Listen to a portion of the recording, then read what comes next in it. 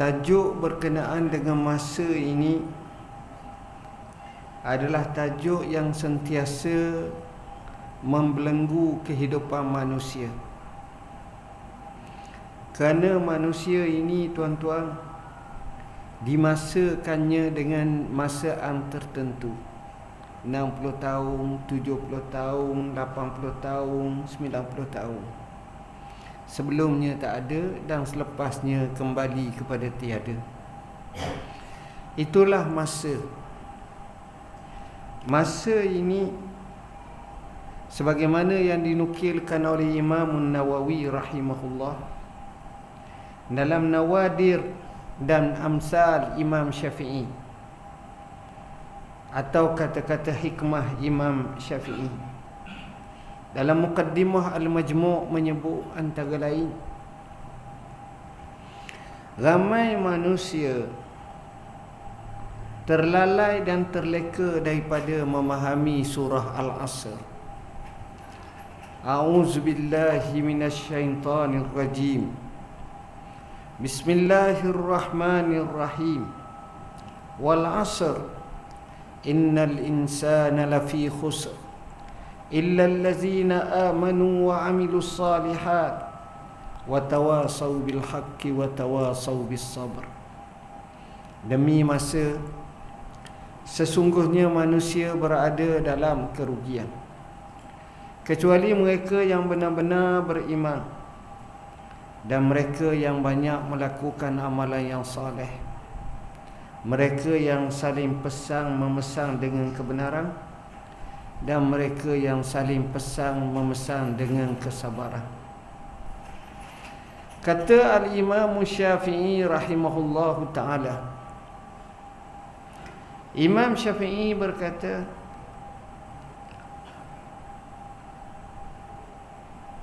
"Lau lam yanzilillahu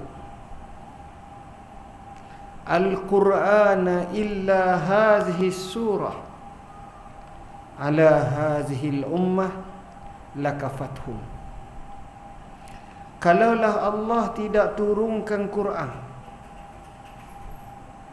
Quran sebagai pedoman hidup, tak ada kepada umat ini, kecuali hanya diturunkan surah Al-Asr. Dan manusia memahami dan mengkaji, meneliti, menekuninya sudah memadai dalam hidup. Besarnya makna surah ini. Jadinya saya akan tengok ayat pertama dan kedua sahaja. Mudah-mudahan bila kita tengok, maka kita akan fahami kenapa Allah menyebut tentang manusia dan kenapa disebut tentang kelalaian. Kenapa disebut dalam nas ini betapa ruginya? Kerana kita tidak mengambil manfaat dan faedah dengan sebaik-baiknya. Allah Subhanahu wa ta'ala menyebut dalam surah ini, wal 'asr, demi waktu asar. Pendapat kedua, demi salat asar. Pendapat ketiga, demi masa. Demi waktu asar, manusia berada dalam kerugian. Kerana waktu asar ni dia berbeza dengan waktu duha. Waktu asar ni biasanya dia lebih ghalib, lebih asyik, lebih leka, lebih lupa. Petani kalau dia keluar ke bendang, ke sawah, ke kebun, ke ladang, pukul 10 dia balik dah. Matahari panas tadi. Tetapi petani itu kalau dia keluar hala ke petang, selepas asar atau sebelum asar, akhirnya makin asyik, makin ghalib, makin lalai. Sebab panahan kekuatan matahari mula perlahan. Orang main bola begitu juga. Sehingga akhirnya tak nampak bola, maghrib baru balik. Maknanya waktu asar ni waktu yang manusia cukup leka. Tuan-tuan, Allah menyebut wal asr dengan mana dengan demi salat,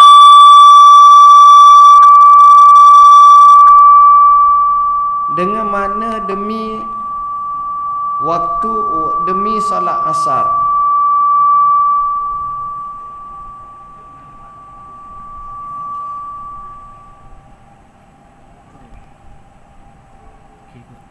Tak apa.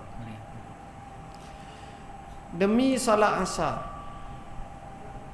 Kenapa demi salat asar?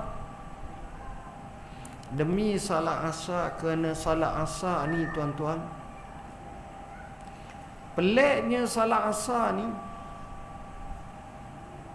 kita payah nak lakukan pada awal waktu. Kerana salat asar ni kita dalam persimpangan. Sama ada nak keluar awal ke ataupun tak nak keluar awal ke, mari mikir. Orang balik kerja pukul 4.30, masuk asar 4.20. Dia kata kalau aku semayang lambat tunggu, jadi 4.25, 4.30 juga. Sampai 4.40 juga. Nanti jam. Kalau begitu aku semayang nanti sampai rumah lah. Sampai rumah, nak sampai ke rumah jam. Maka pada masa itulah kita kata salat asar jadi bertangguh. Orang niaga petang pasar malam, waktu asar itulah customer mula datang, menyebabkan mereka terpaksa hanyut nak layang ke customer. Akhirnya lewat semayang asar, jual burger, jual ni. Orang pergi ke sungai, duk mancing ikan. Masa itulah ikan duk nyambor. Jadi gali, hai, ikan boleh besar lagi, ikan boleh, ikan. Akhirnya semayang asar pukul 6.50. Itu hak jenis semayang. Kalau hak tak jenis semayang, pakai dek lah. Maknanya begitulah waktu asar ni, waktu salat asar ni payah kita nak semayang awal waktu. Pelik. Hari Jumaat, semayang Jumaat 4,000 orang di masjid tu. Selepas semayang Jumaat, semayang asar, hanya kurang 2 jam, 4 orang ni semayang. Daripada 4,000 tu 3 potong. Tinggal 4 orang, tinggal 40 orang tak pelik. Tapi kalau tinggal 4,000 juga, itu maknanya pelik benar lah kita kata. Tu waktu, tuan-tuan, waktu asar. Dan poin yang ketiga, demi masa. Menyatakan masa di sini secara umum, dan kita katakan masalah masa ni lah masalah yang paling besar sekali. Masa manusia dalam kerugian. Kenapa kita kata masa manusia dalam kerugian? Kerana manusia yang rugi memang rugi. Manusia yang merasakan untung pun rugi. Yang untung pun rugi, yang rugi pun rugi. Ni masa. Kerana banyak lagi masa yang kita boleh fikir untuk kita buat dan kita jana kita dapat pahala besar di sisi Tuhan.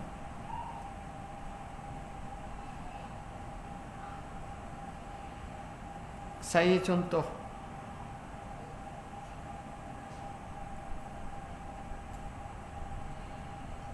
Satu hari kita bagi tahu kat isteri kita, kita kata, yang abang dapat satu offer.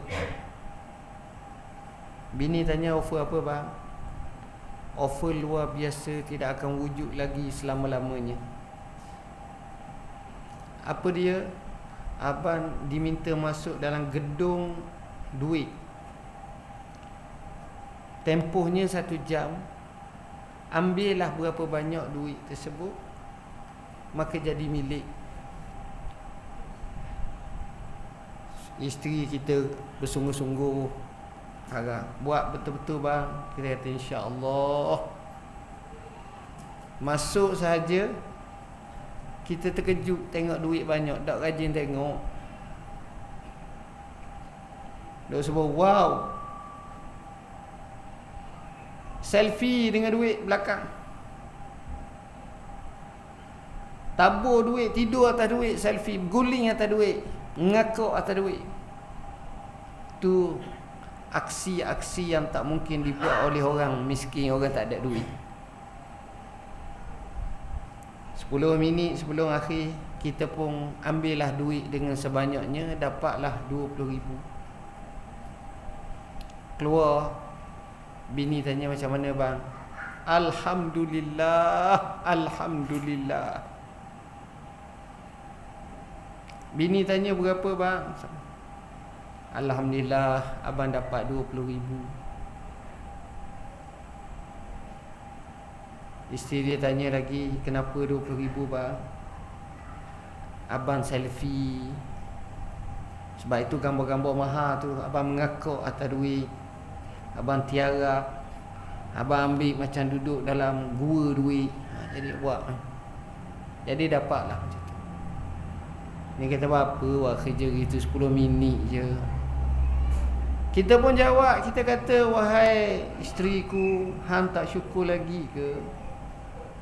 Untuk anak PTPTN 4,000 kita bayar, tinggal 16,000. Awak kata masalah BAP tertunggak semua sekali tu 2,000 kita bayar, tinggal 14,000. Apa lagi? Awak kata nak beli sofa, ada harga 10,000 tapi dapat diskaun 70%, 3,000 kita beli. Masih lagi baki. Apa lagi nak? Ni kita nak sedekah kat masjid ni 500, lepas lagi. Apa awak yang susah sangat apa benda ni? Bukan masalah kita apa. Syukurlah pada Allah. Bini kita kata ya Allah, tak apalah. Jiran sebelah dapat juga, dia cekar betul-betul, dia dapat 2 juta. Buat dengan bini kita, menengung bini kita. Apa kata bini kita? Takkanlah bini kita akan puji pula kita. Isteri kita kata dak, dia kata teruk. Jujur. Maknanya hak 2 juta tu rasa gah. Isteri hak dapat 2 juta tu gah, maknanya dia untung. Tiba-tiba dapat pula satu lagi orang, dia dapat 6 juta. Maka hak 2 juta tu kata teruk tu laki aku, tak boleh lagi 6 juta ya. Akhir sekali dapat pula seorang lagi 10 juta. Hak 6 juta kata suami aku berat, 6 juta orang lain puluh gini. Tengok, maknanya hak pertama tu rasa untung, tiba bila tengok nampak rugi. Hak kedua tu nampak untung sangat dah, tengok rugi lagi. Hak ketiga tu nampak untung dah, rugi lagi. Begitulah seterusnya. Ni masa tu macam tu dalam hidup. Kita dah nampak kita okey dah, banyak masalah. Tuan-tuan tahu apa makna masa? Asar ini daripada satu kalimah asir, salah satu daripada maknanya. Asir ni, kalau orang pergi Mekah minum air, saya sepatutnya pergi Mesir ni, tapi saya betul lah memang tak dapat pergi sungguh. Ada meeting pagi tadi, terpaksa sangat. Kalau kita pergi negeri Arab, kita makan asir. Asir ni maknanya perahan daripada anggur, perahan daripada delima, perahan daripada pisang, perahan dipanggil asir. Sedap makan. Buah mempelang. Okey. Saya nak contoh kepada tuan-tuan. Bulan Ramadan, kita selalu minum air tebu. Dan kita beli air tebu petang tu, apa kita tengok? Kita tengok air tebu tu, biasanya orang jual air tebu ni sama dengannya ada mesin tebu lalu dan batang tebu. Dia akan rinci batang tebu 4 kaki. Dia akan masuk dalam perahan tu, mesin. Air 1 jak, setengah jak dah sampai. Tuan-tuan jangan anggap dia buang lagi. Dia ambil balik hak 4 kaki tu, dia lipat 2. Jadi 2 kaki, masuk sekali lagi. Tuan-tuan kata dia buang, tak. Dia ambil lagi, dia lipat lagi hak 2 kaki jadi sekaki. Dia masuk lagi. Tuan-tuan ingat dia buang? Tak. Sekali lagi dia ambil, dia gupar-gupar, dia baru masuk. Sekali lagi baru buang. 4 kali perah. Sampai kalau kita nak perah dengan tangan pun tak ada apa dah, hampas. Apa makna? Itu makna asir. Jadi maknanya bila sebut wal asr, demi masa, perahlah waktu kamu tu untuk hak perkara faedah. Bak kata Pak Hamka, hidup hanya sekali, justru biarlah bererti. Macam mana kita nak perah masa kita? Kita guna masa kita dengan sebaik-baiknya. Kita guna masa kita dengan semaksimum-maksimumnya. Kita guna masa kita dengan sesungguh-sungguhnya. Guna masa, tuan-tuan. Sayang, kita ada masa. Guna masa tu.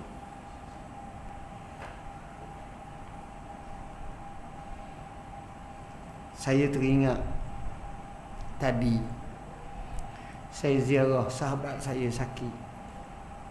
Sudah meeting, saya rancang pergi ziarah 2-3 tempat. Sahabat ni duk minta sebut nama saya. Dia hospital Selayang, bukan jauh sangat, hospital Selayang. Pergi. Sakit lama tak temu, Kak. 15 tahun, 10 tahun dah tak temu lama. Dia kena kerak betih Cimani lah tu. Hak satu lagi kaki tak berapa nak sihat, mungkin kena juga kot. Tapi satu kena. Saya berjabat salam dengan dia, saya berbual dengan dia, bercakap, nangis dia. Tengok, tuan-tuan, saya boleh bayangkan macam mana kita masa gagah nak pergi tandah, boleh pergi tandah. Nak duduk dalam tandah 2 jam pun tak ada masalah. Tapi bila sahabat saya tanya macam mana, kata dia, saya pakai pampers. Tuan-tuan bayangkan, mengharapkan bantuan, ni tak gagah, ni tak gagah, hak ni kena insulin, hak ni kena dialisis. Allah, saya sebuah kehidupan yang kontra daripada masa kita sihat.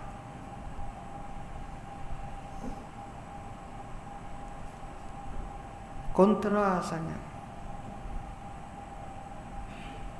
Ini yang disebut oleh Rasulullah SAW, "Ightanim khamsan qabla khamsin,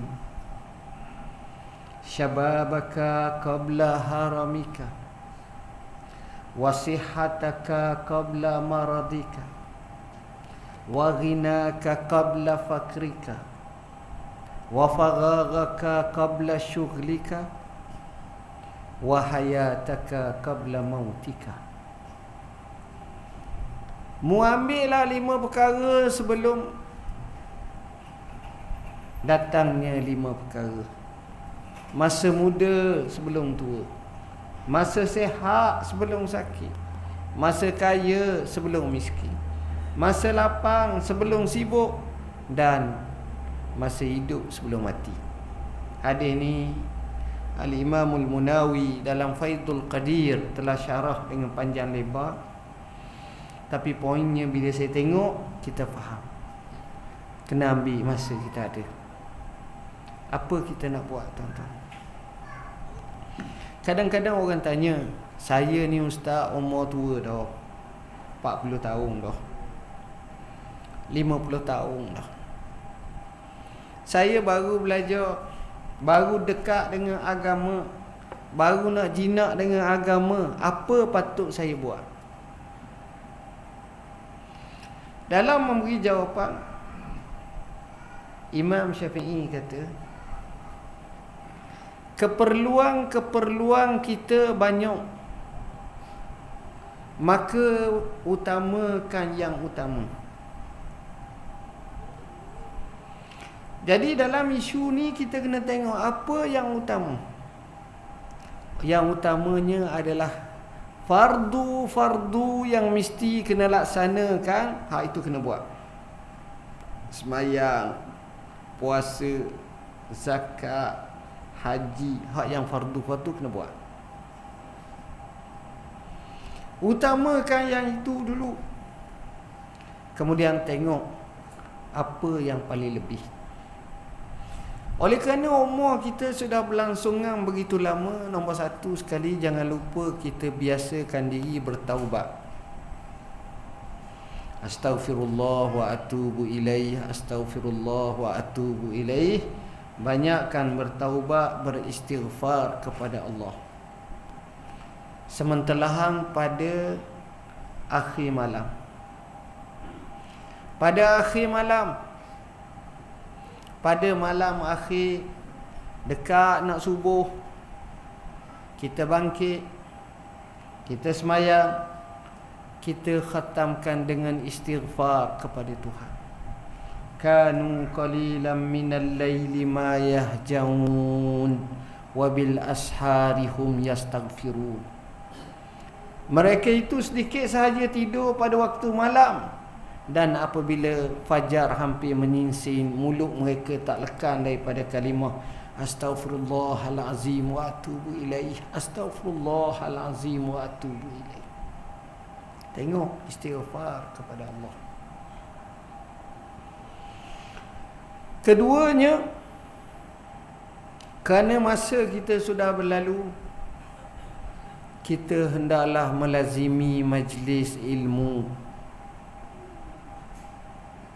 supaya kita dapat mengesahkan ibadat kita, dapat menambahkan pahala, dapat membuat kelebihan-kelebihan yang lain. Sebab dengan belajar ni, benda yang kita tak sangka, kita boleh buat banyak pahala rupa-rupanya. Sebagai contoh, satu hari Nabi SAW bersama isterinya Juwairiyah. Sudah selesai waktu pagi, Nabi tengok isterinya sedang zikrullah, subhanallah, alhamdulillah dan seumpamanya. Nabi keluar, pusing kota Madinah, patah balik. Tengok Juwairiyah masih lagi sedang asyik zikrullah. Nabi tanya, ya Juwairiyah, dari tadi kamu buat macam ni? Kata dia, ya ya Rasulullah. Rasulullah SAW menyatakan, mu nak tak aku ajar kepada kamu, kamu sebut 3-4 kali kalimah tersebut menyamai apa yang kamu zikir selama tu. Buat sikit dapat banyak. Dia kata no. Lalu Nabi ajar, bacalah subhanallahi wa bihamdihi adada khalqihi wa ridha nafsihi wa zinata arshihi wa midada kalimati. Subhanallahi wa bihamdihi adada khalqihi wa ridha nafsihi wa zinata arshihi wa midada kalimati. Bukanlah lama sangat, tak sampai seminit. Subhanallahi wa bihamdihi adada khalqihi wa ridha nafsihi wa zinata arshihi wa midada kalimati. Tengok, bila kita faham, Berapa banyak kita kata kalimat yang kita sebut tadi itu dalam hidup kita. Jarang ustaz, sayang. Sedangkan itu merupakan pintas untuk dapat banyak pahala di sisi Tuhan. Sahabat bertanya, apakah zikir yang paling afdal? Nabi jawab, afdalu ma qultu ana wan nabiyyuna min qabli la ilaha illallah wahdahu la syarikalah lahul mulku wa lahul hamdu yuhyi wa yumiit wa huwa hayyul la yamut wa huwa ala kulli syai'in qadir. Mafhumnya, seafdal-afdal apa yang aku nak kata, sebagaimana yang telah dikatakan oleh nabi-nabi sebelum aku lagi. La ilaha illallah wahdahu la syarikalah lahul mulku wa lahul hamdu yuhyi wa yumiit wa huwa hayyul la yamut wa huwa ala kulli syai'in qadir. Tengok tuan-tuan, kalau kita faham betul-betul, kita tengok kita boleh guna masa kita dengan kita banyak zikrullah. Seterusnya, apa yang patut kita lakukan? Yang patut kita lakukan, kalau boleh, kita buat sesuatu tu yang menyebabkan kita akan berangkaian dan berantaian pahala tersebut. Seorang tu solat. Orang yang pertama solat, dia akan dapat pahala solat. Tapi orang yang kedua solat, dia akan dapat banyak pahala. Dua-dua solat, tapi yang pertama solat hanya dapat pahala solat, yang kedua ni dapat pahala lebih banyak daripada itu. Macam mana? Sebagai contoh, orang yang pertama ni bila masuk waktu dia pun sembahyang, alhamdulillah dia dapat pahala solat. Orang yang kedua, apa dia buat?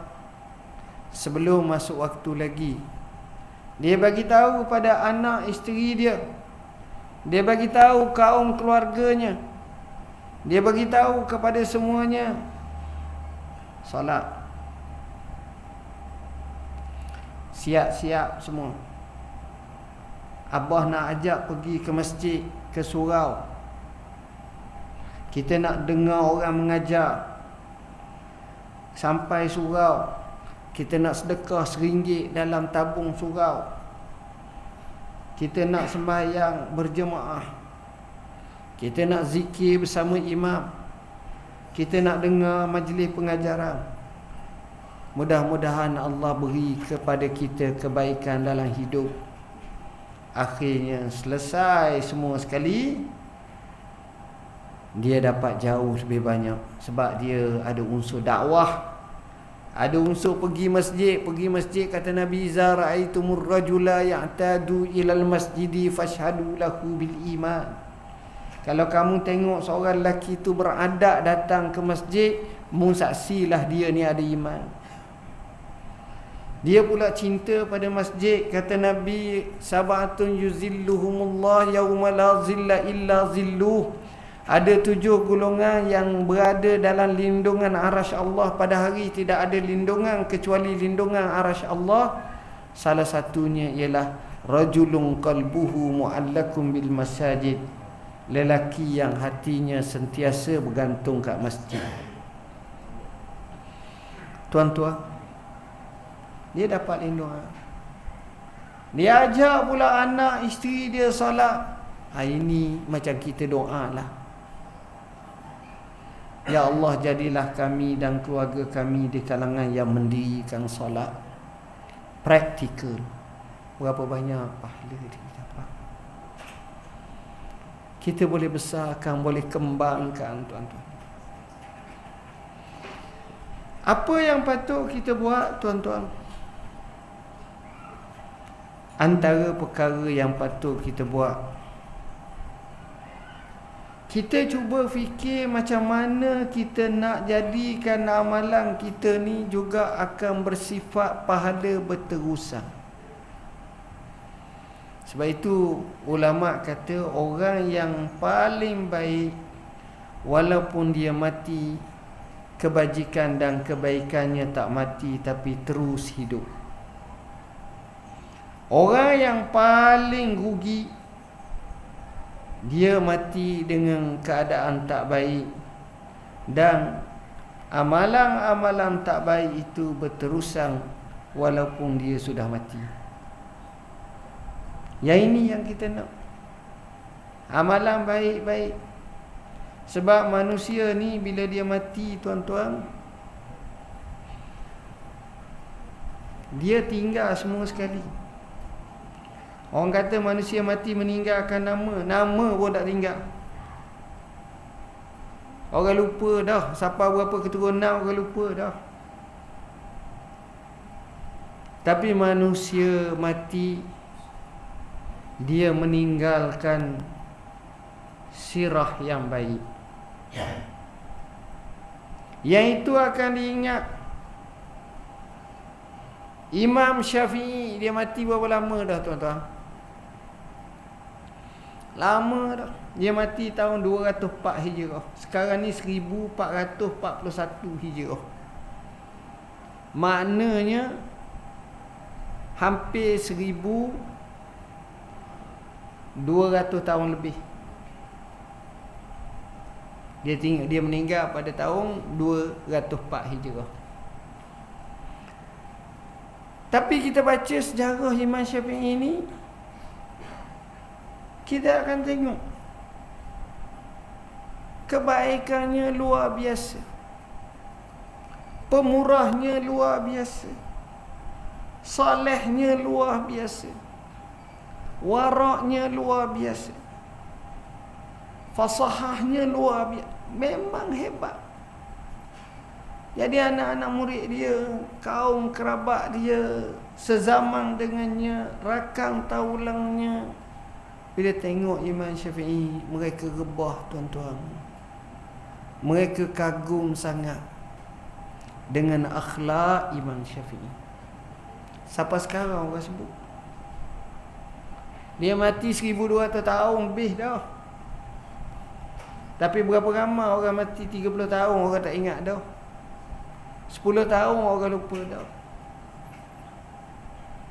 Macam kita tengok kampung kita ni, taman kita ni, hak mati sebelum pada kita dah ni. Ada orang senyap tak ingat dah. Tapi ada seorang tu orang akan sebut je. Ada, kalau ada majlis sebut. Sebut je. Buat baik je.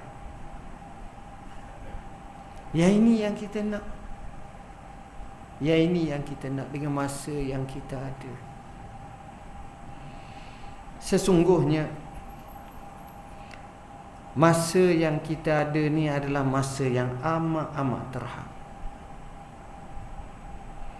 Akan ada satu masa kita sendiri merasa sesak dan lemah. Untuk beribadat ketika itu kita kata, ya Allah, alangkah baiknya kalau masa mudaku dulu aku mengisi dengan sebaik-baiknya. Tapi sesal tu mujur sempat sesal. Kalau tak sempat macam mana ya? Ini antara yang kita kena ambil dengan masa.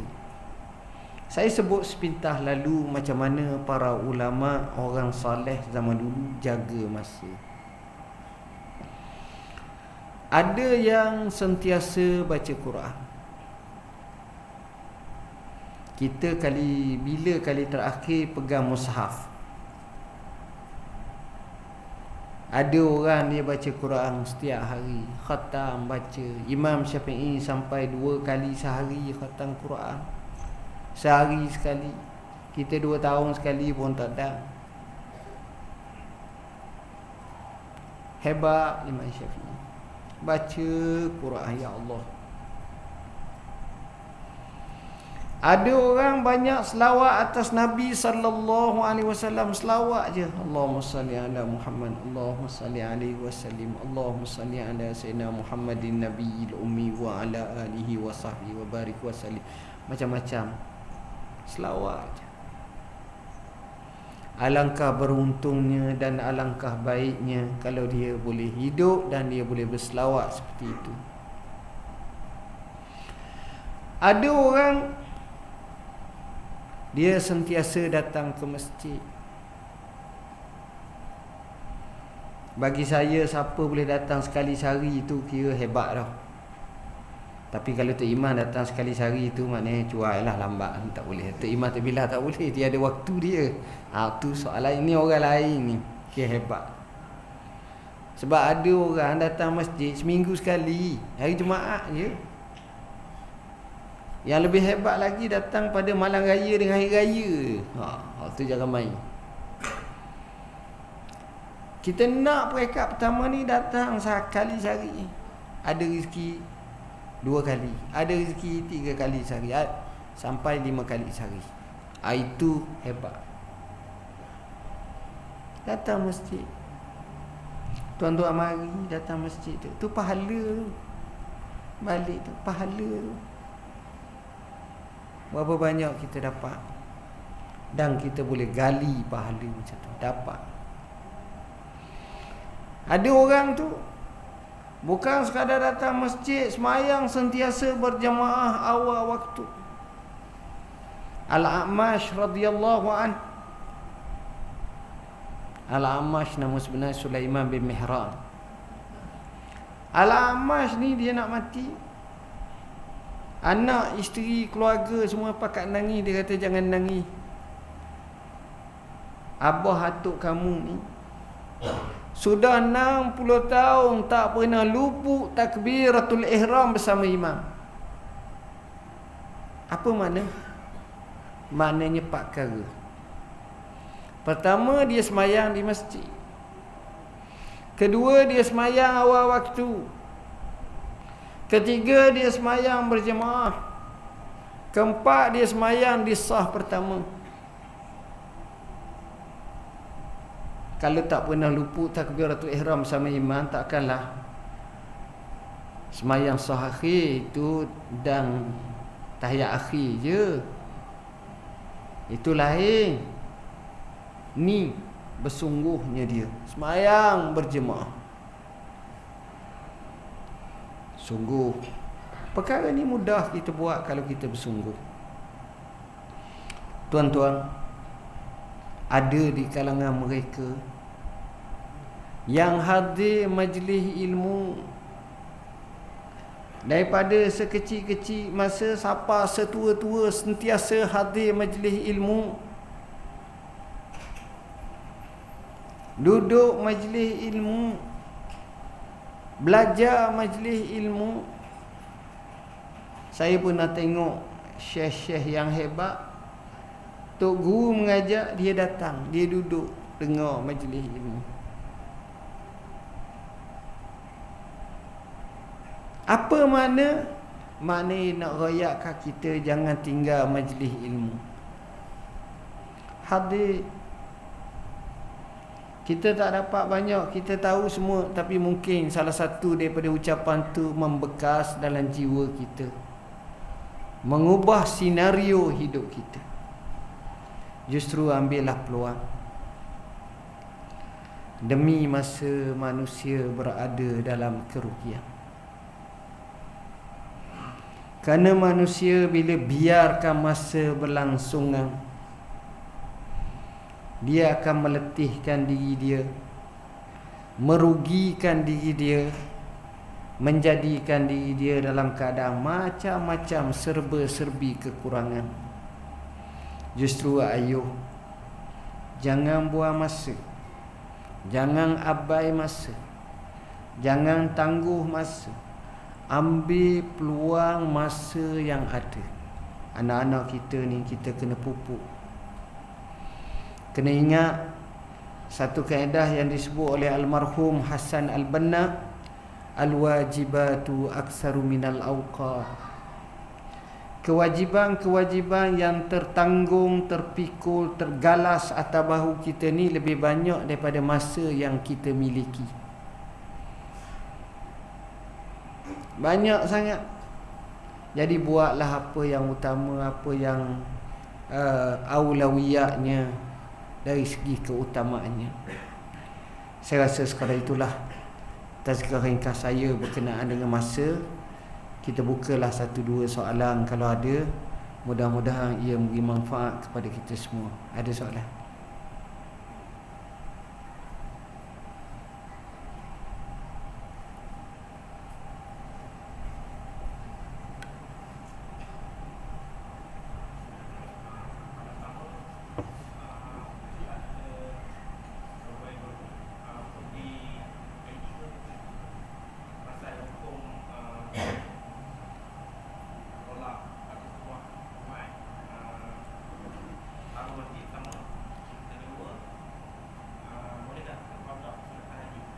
Ya.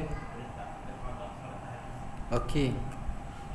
Soalan yang pertama, sahabat kita bertanya berkenaan dengan tolak tabung masjid ni. Saya pun minta maaf, saya tak tahulah nak beri jawapan. Ni Selangor tau. Jadi Selangor saya tak boleh nak beri jawapan lah. Cuma di wilayah kita tak benar lah. Dia ada hadis-hadis dan hujah-hujah kita. Ni saya cakap dari segi wilayah, kita ada hujah kita. Tapi di Selangor saya tak jawab lah isu tu. Apa yang kedua berkenaan dengan qada salat tahajud, boleh ke tidak? Tuan-tuan, dalam masalah qada salat sunat ini, dia ada satu kaedah. Kaedah dia ialah qada yang wajib hukumnya wajib, qada yang sunat hukumnya sunat, kecuali ia tidak disunatkan. Okey, qada yang wajib macam kita tinggal fardu zuhur, qada wajib lah. Qada yang sunat, ulama menyatakan hukumnya sunat. Contohnya apabila seorang tu dia solat malam, dia tak semayang malam kerana tertidur, dia boleh semayang sunat esokkan, qada. Tapi ada sejenis solat di mana sifatnya waktiyah ataupun bermasa, masa tu je. Contohnya seperti solat gerhana. Kita kata jom kita sembahyang solat gerhana. Gerhana tu berlaku pukul 10 sampai pukul 10.30 malam. Kita kata tak apalah, kita minum air dulu, buah-buah dulu sampai pukul 11, kita pun tengok nak semayang, orang kata tak ada dah gerhana. Jadi kita qada lah, tak payahlah. Sebab semayang itu berdasarkan sebab masa tu je, hak tu. Jadi kalau sembahyang yang boleh qada, sesuai qada lah. Yang tak sesuai, yang tak ada nas, yang kita kata tidak disebut dalam nas-nas hadis, maka kalau tak qada, tak qada. Kita tengok. Adapun sembahyang tahajud nak qada, sebahagian besar ulama menyatakan dibolehkan, wallahu a'lam.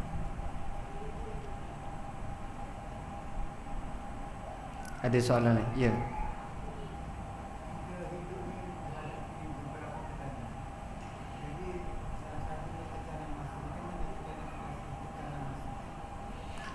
Kita hidup ni menghadapi banyak tekanan. Salah satunya tekanan masa. Macam mana cara kita nak menghadapinya?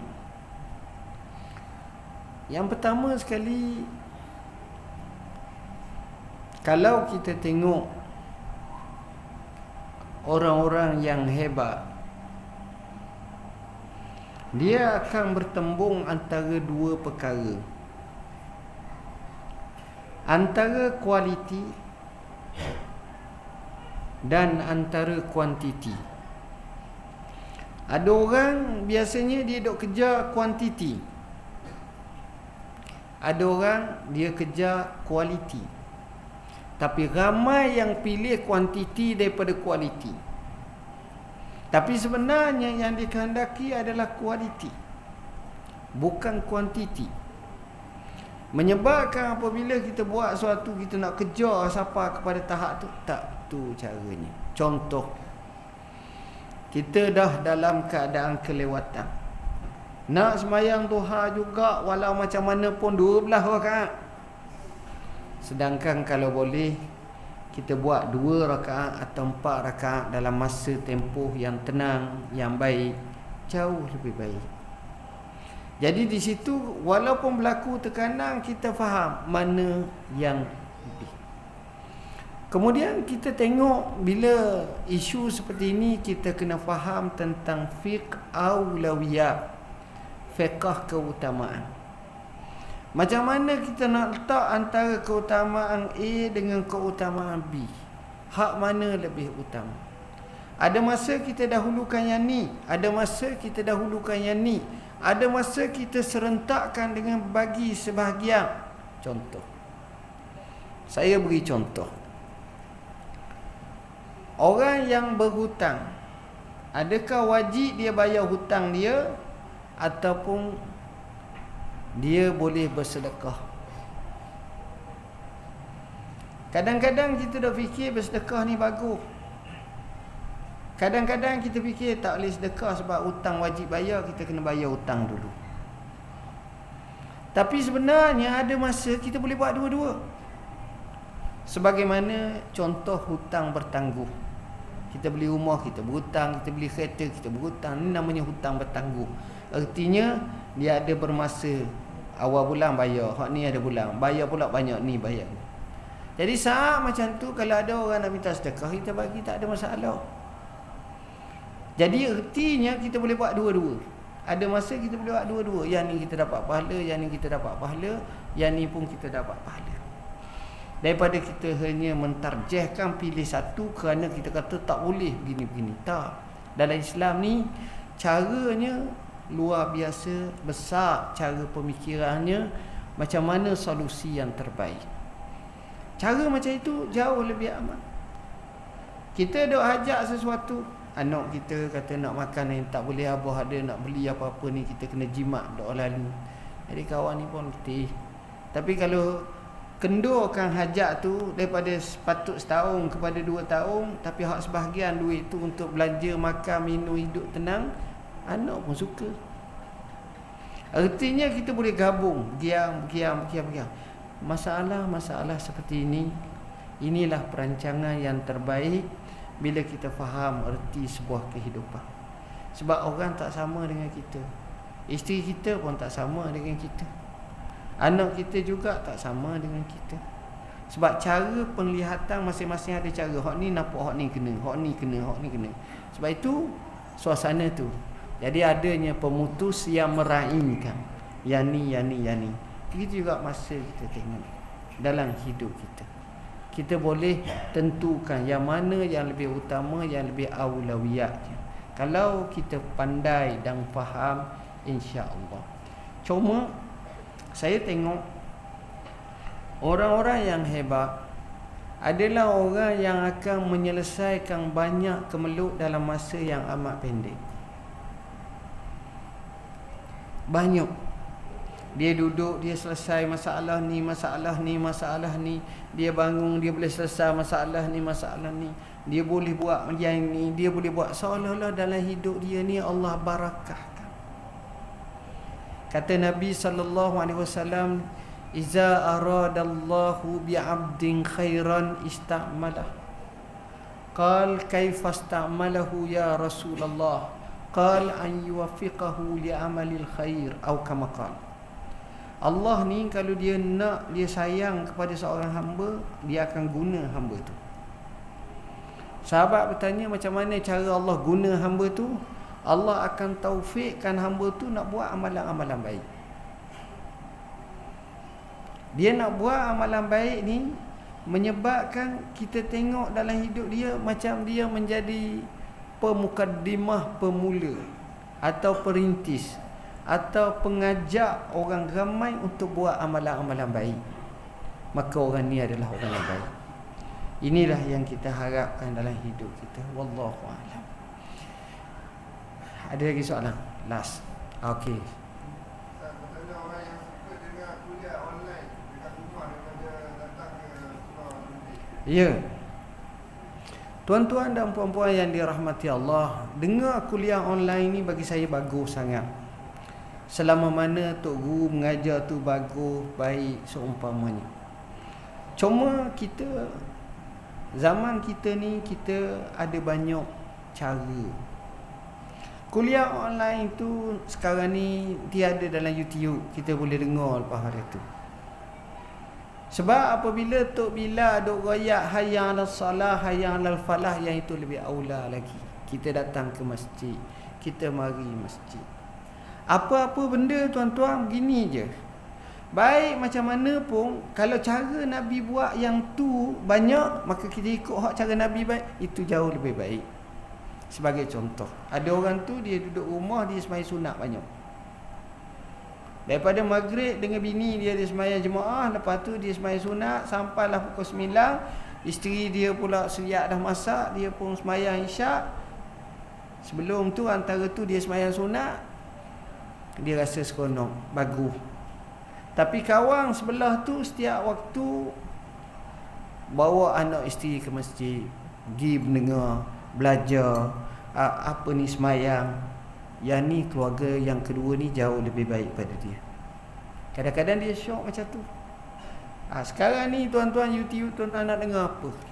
Kalau tuan-tuan insya-Allah kalau faham bahasa Arab, beribu-ribu channel. Nak cerita buat apa? Tengok je. Macam-macam ada. Cuma kena pandai tapihlah, bukan semua maklumat betul. Dengan kita baca kitab, kita kena compare juga maklumat tu, kita akan. Walau macam mana, saya kata online bagus, tapi ada masa kita biarkan online itu untuk direkod, kita datang ke masjid. Tapi tengah malam nak online pukul 3 pagi ke pukul 2 pagi tak apa, sebab jadual orang ceramah tu Burkina Faso ke Mekah, hak jauh waktu tu, itu tak apa. Tapi hak waktu pergi masjid, kita pergi masjid. Ini jauh lebih